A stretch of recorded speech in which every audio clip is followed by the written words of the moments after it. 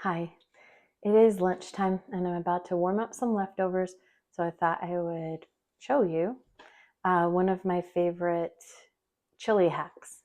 As usual, I'm always trying to find ways to eat beans and ways that are tasty. So I'm going to just share that with you really quick right now.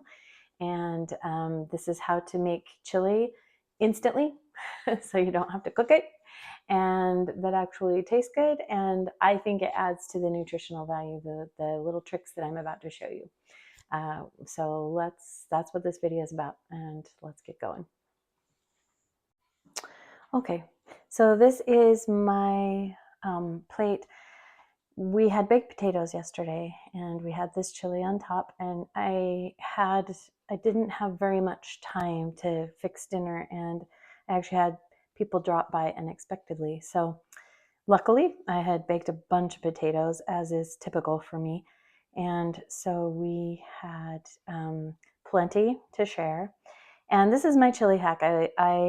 Again, with baked potatoes, I love baked potatoes. So I don't always want to put chili on them, but I'm always trying to get beans. And so you better believe I'm going to take that opportunity to put chili on a baked potato because it's a good way to get beans. So here's my little hack. I start with a can of vegetarian chili. This is the brand that I usually use. It's not like the very best in the world, but it'll do the trick. But I don't like to eat it just by itself out of the can. I like to jazz up the flavor a little bit. Back in the day, I was a fan of Wendy's chili. And so what I've done with this chili, I think makes it taste just a teeny bit more like Wendy's chili. So I start with this, just throw it in a saucepan, and then I add a can of just pinto beans, drained and rinsed, and throw that in with it for some extra beans. And then I put in a can of petite diced tomatoes.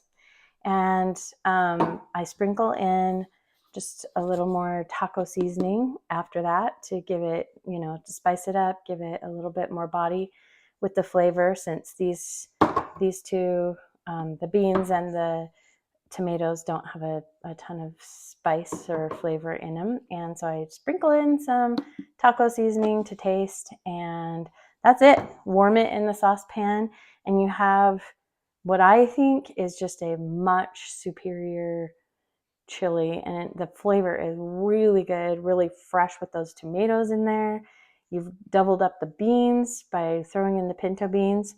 And then I like to sprinkle on some chopped onion. This is leftover from yesterday. That's why it's in the bag. So I guess I'll move this over so you can see it. And I'm just gonna sprinkle that in on there. That just adds to the flavor and the nutrition and the fiber. There's a bunch of compounds in onions that are just super powerful and good for your body, for anti-aging and so forth. So always liberal with the onions, and I love the flavor of it.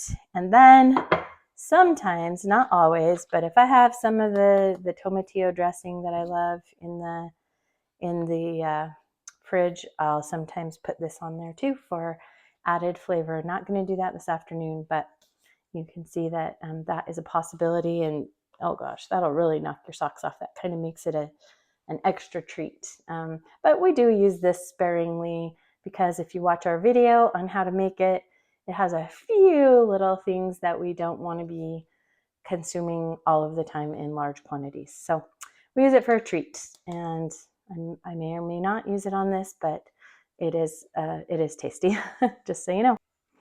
So here is our finished product, and I forgot to mention that these baked potatoes were red potatoes.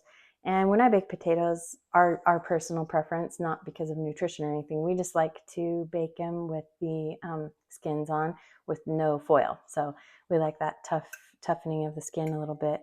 And this is just a really powerful, really fast, really easy dinner, lunch, great leftovers afterward, and a great way to get beans and more nutrients besides.